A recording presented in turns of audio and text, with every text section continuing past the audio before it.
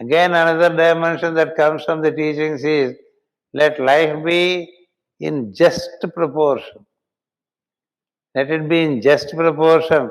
Let it not be excessively with material. Let us not be excessively with the spirit. Let us not excessively with money-making activity. Let us not excessively indulge in group activity. Let everything be given its place and let a proportion be decided.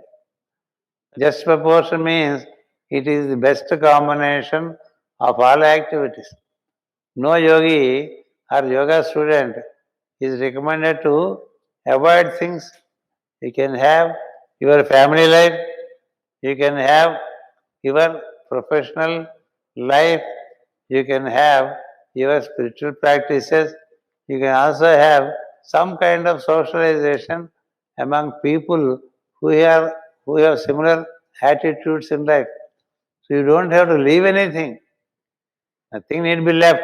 Everything can be accommodated. Then it becomes an approach of synthesis. Lopsided practices. There are people who are excessively stuck with family. There are people who are excessively stuck with social contacts. There are people who are excessively stuck with their indiscipline. Indiscipline relating to food, speech, and other things. And there are people who are excessively doing the spiritual practices. Anything in excess is avoidable. Because all that the yoga wants is an equipoise and a just proportion. And that's why we say adjustments, masters adjustments, just adjustments. Like that we sometimes say to make sure that we fall into a rhythm by which all is accommodated, nothing is given excessive importance, while for a disciple the paramount aim is to realize the light in oneself.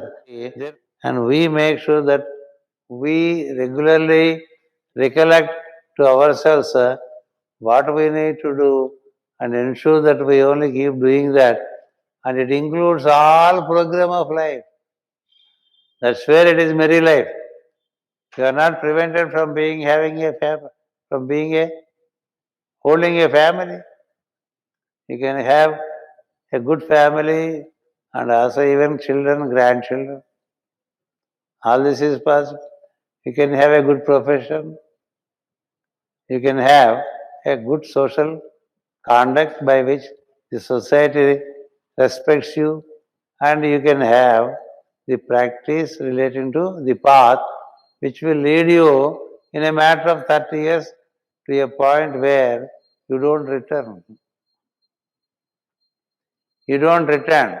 That's how the Saturn enables us to complete the work, and that we all have to do by gradual elimination